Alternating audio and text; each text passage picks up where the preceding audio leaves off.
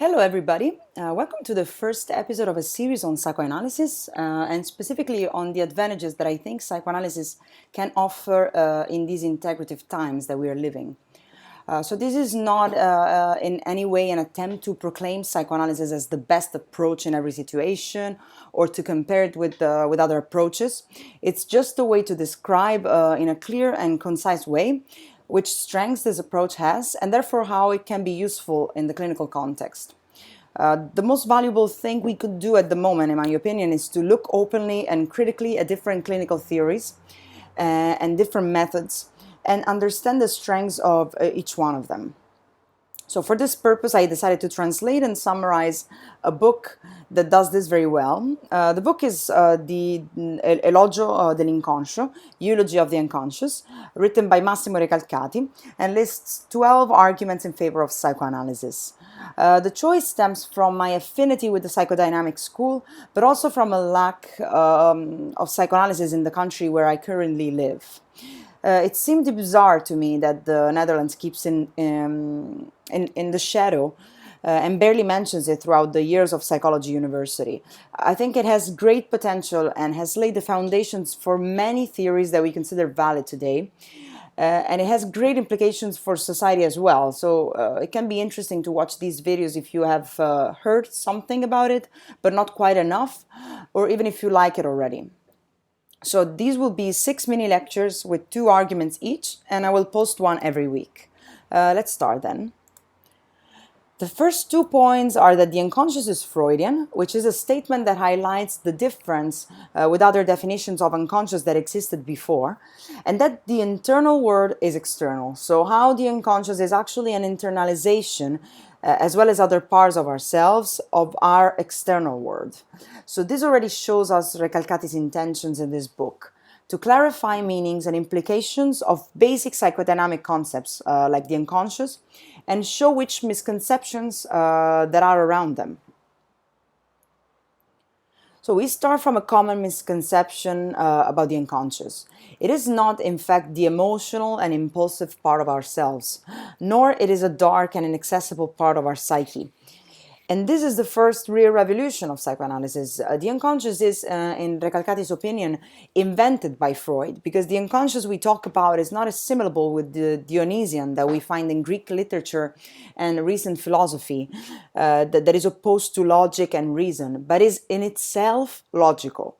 It's not chaotic and wild, but precise and goal-oriented.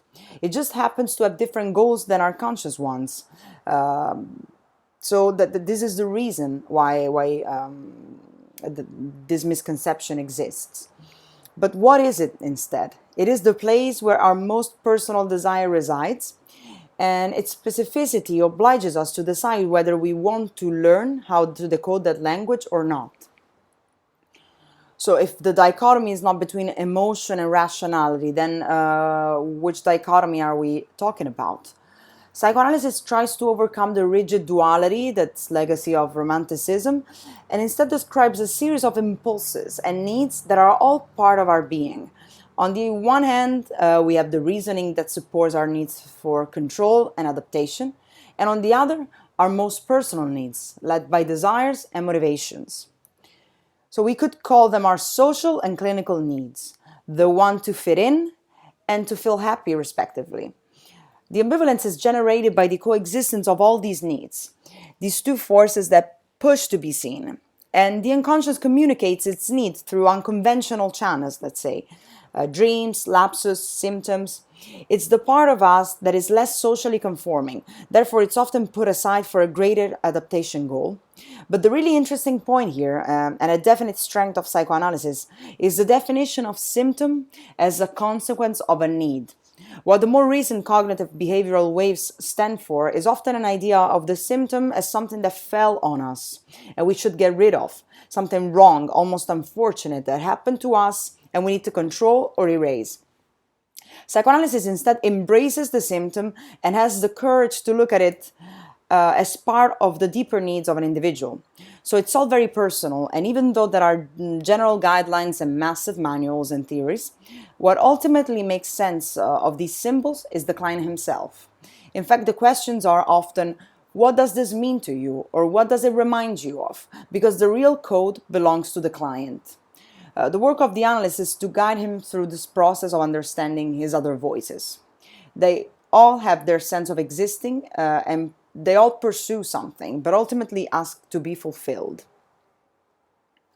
So one important implication that we have if we stop seeing the world and humans as good or bad, functional or dysfunctional, is that we part away from the dogmatic belief that there is only one truth and one need and one way to attain happiness.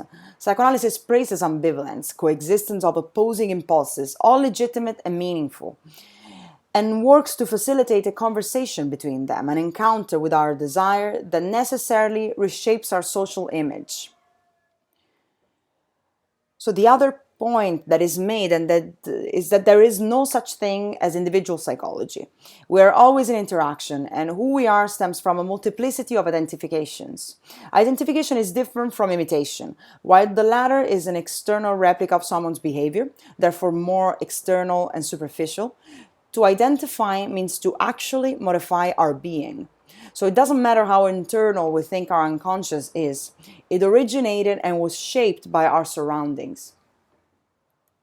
And this leads us to our final point, which is that the unconscious is not inherently private. It's not the internal world opposed to the external one of the awareness. It's more private only as a consequence of being less conforming, therefore more denied and hidden. But it actually pushes to be seen and to be fulfilled, and the more repressed it is, the more insistent its manifestations might become. So to conclude, psychoanalysis doesn't make a hierarchy of needs, does not prefer one over the other. It was sometimes accused erroneously of being an approach that encourages the mere fulfillment of instincts, but it actually is not. It's also not a technique that aims at forming hyper-adaptive individuals and to simply make clients more functional. The real goal here, and one of the reasons psychoanalysis deserves more attention, is that it promotes a balance between these two needs. And as a psychologist, as psychologists, I think we have to consider the impossibility of defining right and wrong solutions, and instead accept the complexity of our minds and emotions to inhabit the ambivalence. That's the message. And that's actually the final message that I hope I'm leaving you with, and that will make you reflect and think. And I really hope that you found this interesting, and I strongly encourage you to email me or comment below the video with any questions, remarks, or anything you feel should be added or that I should know. And I thank you so much for your attention, and hopefully I will see you next time.